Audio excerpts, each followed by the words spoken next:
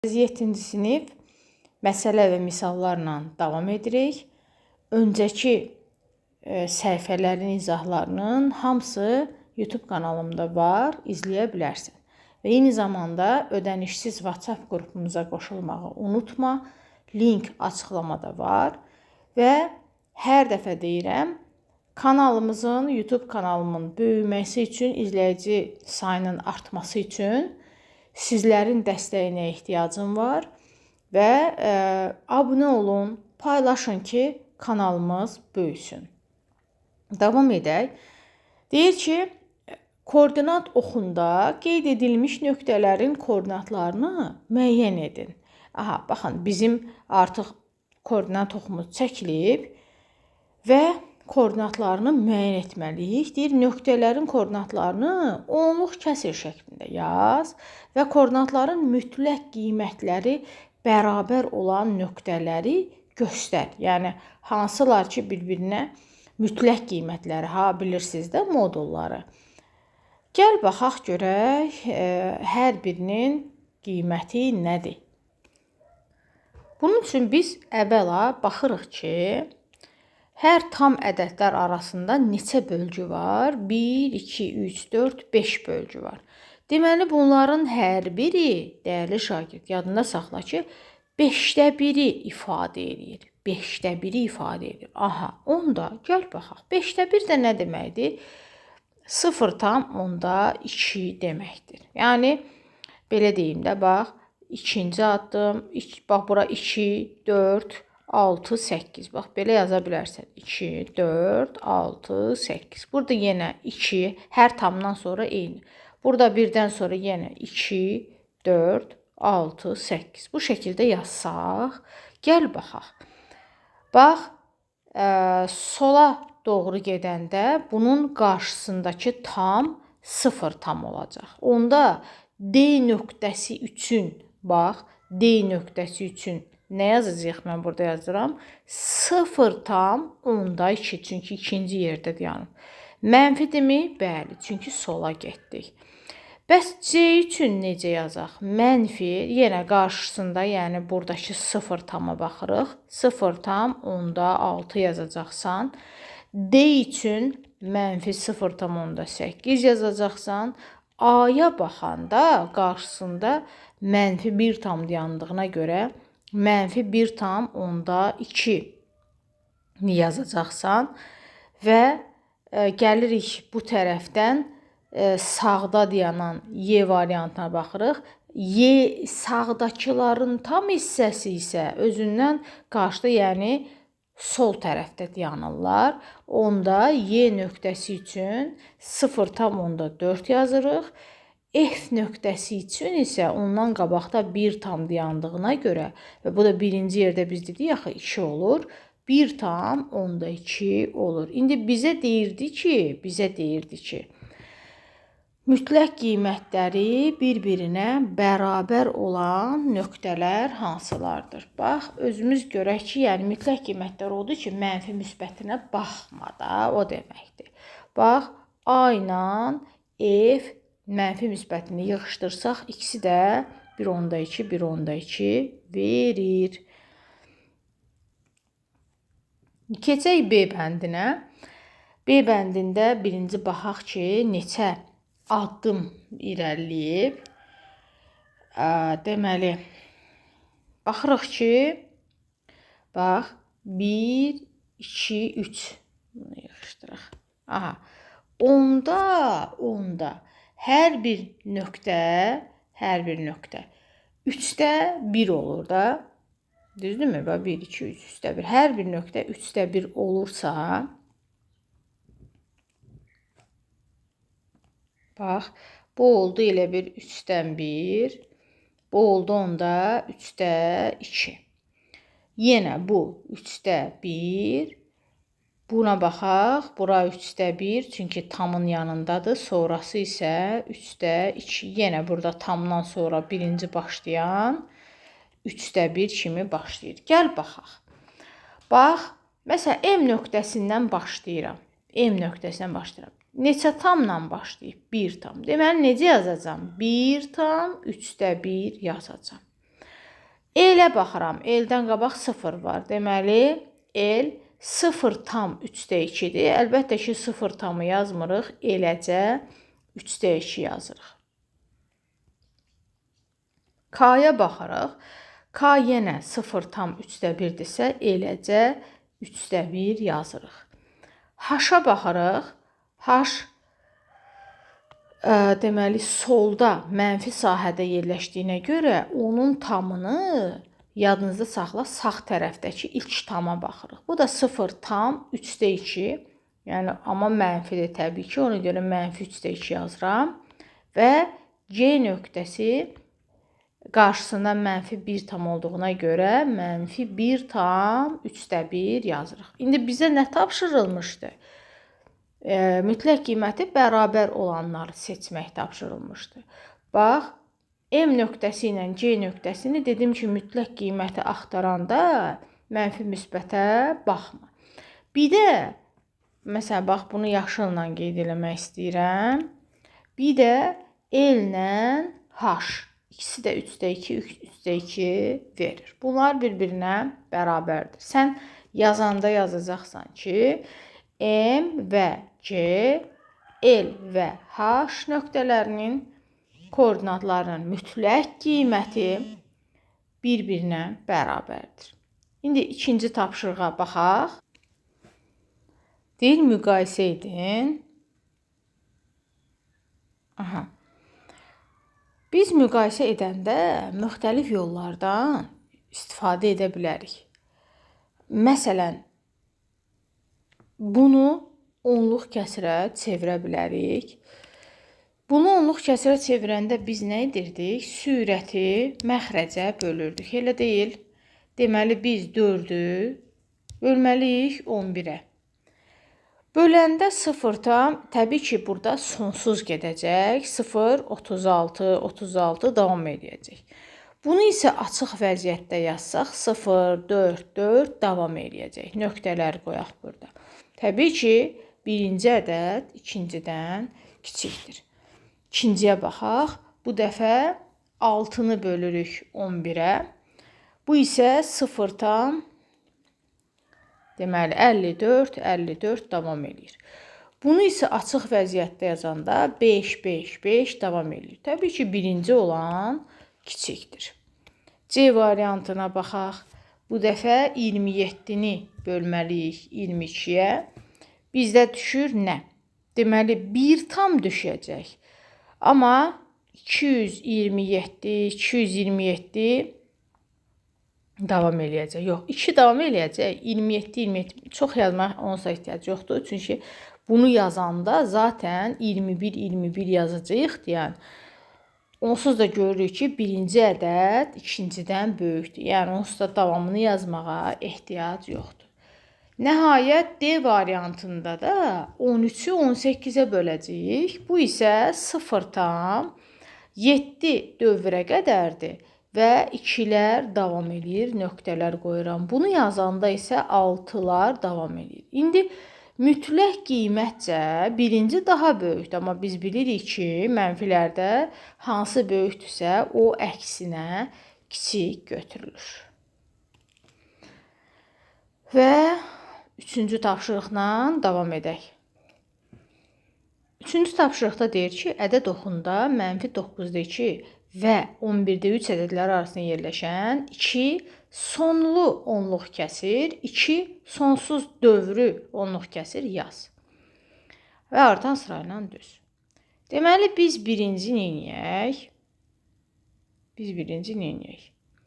Bunları əvvəla çevirək dövrü onluq kəsirlərə. Bunun üçün biz -9-2 var. Bunu çevirməliyik, yəni 2-ni 9-a bölməliyik. Deməli, bax, necə yazacağım?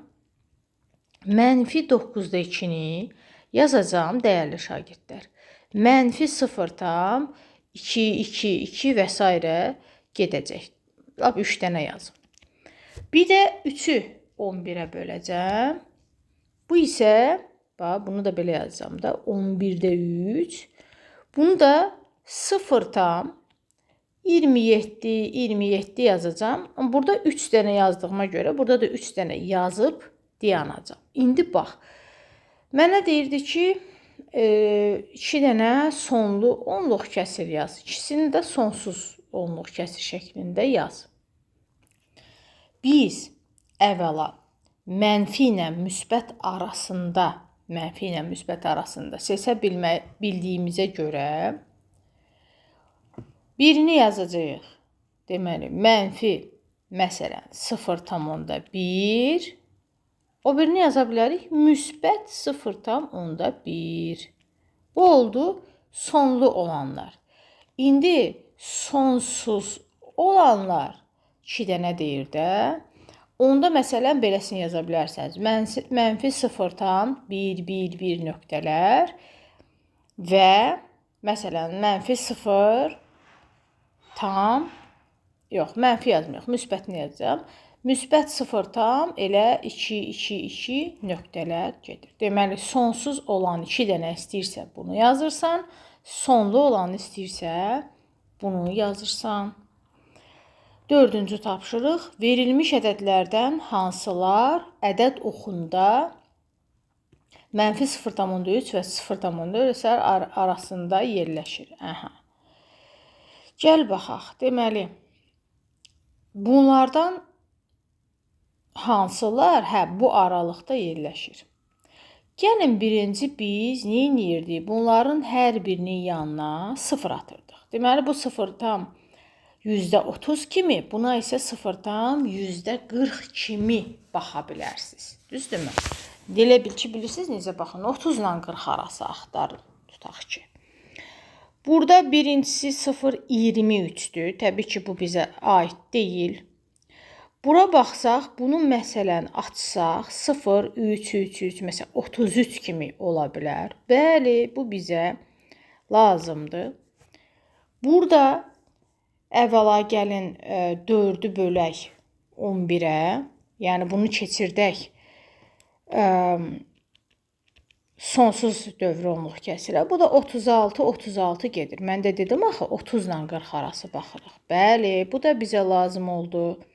Bura baxsaq, deməli mənfi 0, 4 qalır. 2, 2, 2 davam eləyəcək. Baxın, 40'ı aşıb. Mən isə 40'a qədər istəyirdim. Bu mənə lazım deyil.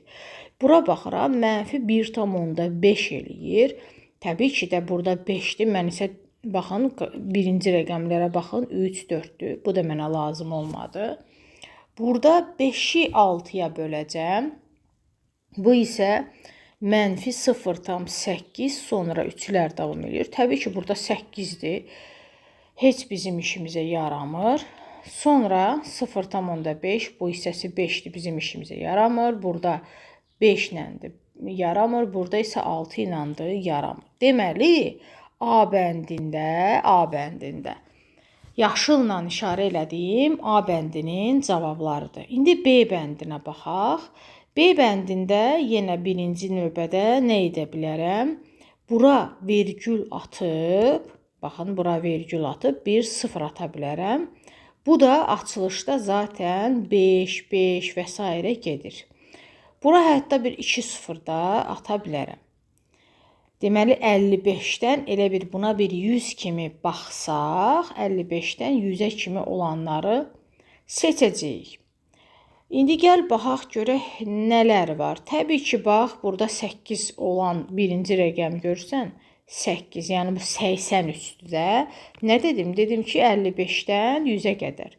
Bəli, bu bizim işimizə yarayır. Sonra mənfi 0,5 yaramır. Niyə? Çünki biz bunun yanına 0 atsaq, bu 50 deməkdir. Bu bizim işimizə yaramır, amma bu bizim işimizə yarayır. Çünki 5, 4, yəni 54, yox, 54 də yaramır heç, hə? Biz 55'dən o tərəfə getməliyik. Aha, yox, yox, yox, bu yaramır. Və bura baxaq, bəli, bu bizim işimizə yarayır. Çünki bu 6, 6, yəni 66'dan o tərəfə getsə, yəni biz də dedik axı 55'dən 2-0, 100 kimi baxsaq, 55'dən 100'ə kimi getmiş oluruq. Deməli, bu ədədi götürürük. 5-ci tapşırıq. Şaquli ədəd oxunda dəniz səviyyəsini hesablama başlanğıcı kimi götürdükdə helikopter 18 tam dövrdə 4 koordinatına, dalğıc budur da. Dalğıc isə -18,2 koordinata uyğun nöqtələrdir. Suyun səthinə hansı daha yaxındır, helikopter yoxsa dalğıc? Biz suyun səviyyəsini 0 götürsək, bu bizdən əslində bilirsiniz nə soruşur? Yəni mütləq qiymətini deyir müqayisə ilə hansı, belə deyim də, 0-a daha yaxındır.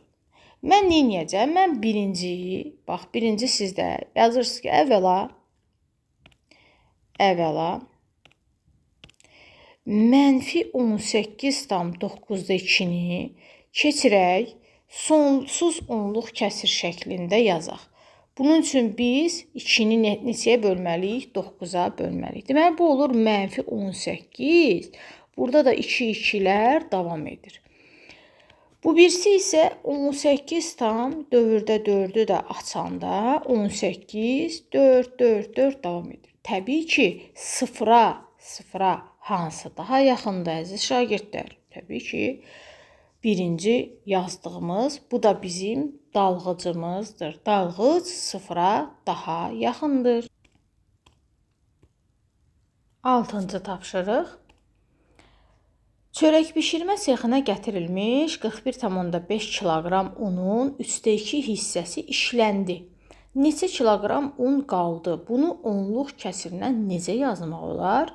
Cavabı 1/1000-lərə qədər yuvarlaqlaşdırın. Aha. Deməli, neçə kiloqram un qaldığını tapmaq üçün biz əvvəla birinci əməlimiz 41,5-in 3/2 hissəsini tapıb çıxırıq. Amma gəlin belə eləyək. Əgər 3/2 hissəsi işlənibsə, neçə hissəsi qalıb? 3/1. Deməli, mən elə birbaşa 3/1 hissəsini tapsam, qaldığını tapmış olaram, elə deyil. Bunun üçün də 41,5-i elə 3-ə bölsəm, çünki 3-dən birini tapıramsa, 3-ə bölsəm, cavabım 13,8 və 3-lər davam eləyəcək.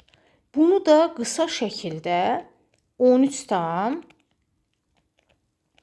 dövrə qədər 8, dövrü isə 3 kimi yaza bilərəm. Deməli, nə qədər qalmış oldu? 13,8 dövrdə 3 kiloqram bu qaldı oldu.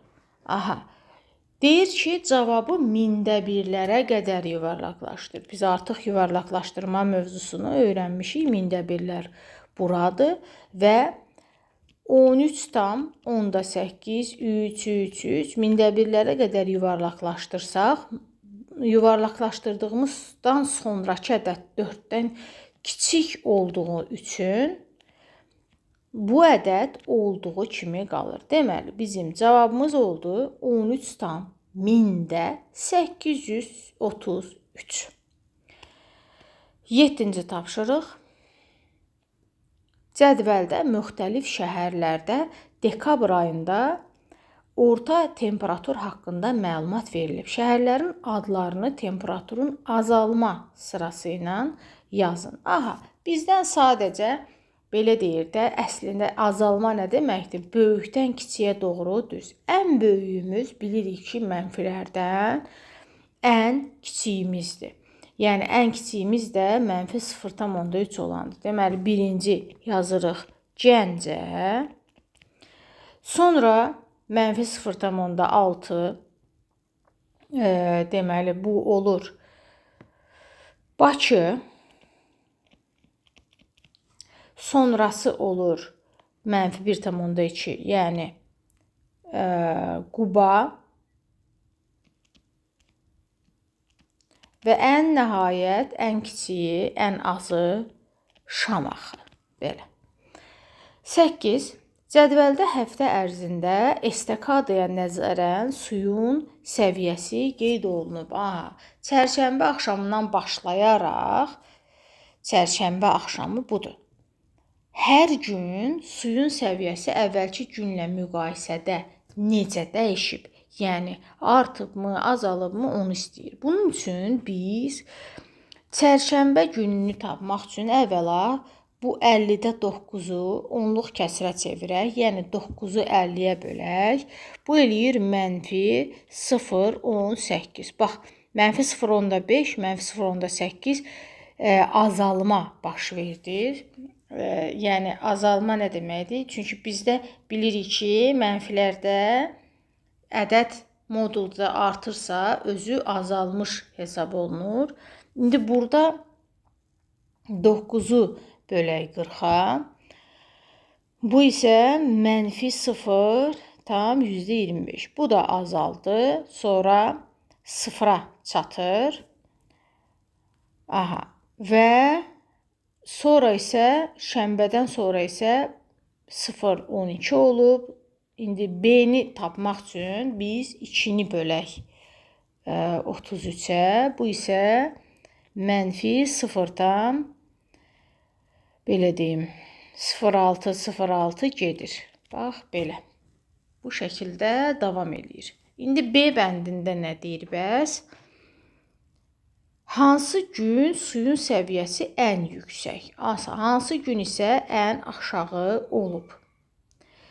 Deməli, siz A bəndini necə yazarsınız? A bəndini heç nə. Sadəcə bu yazdıqlarımı bu şəkildə onluq kəsir şəklində yazıb təzədən dəftərinizə köçürdüm. B bəndini həll eləyəndə isə hansı gün suyun səviyyəsi ən yüksək, hansı gün isə ən aşağı olub deyir. Təbii ki, müsbət olan ən yüksəkdir. Onu da yazırıq ki, şənbə ən yüksək. Və mənfilərdən də ən kiçiyi, bizim ən aşağımızdır. Mənfilərdən də ən kiçiyimiz budur da. Onda nə yazırıq? Cümə axşamı ən aşağı. Belə.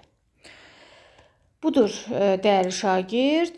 Səhifə 21-i də bitirdik. Növbəti videoda görüşənə qədər.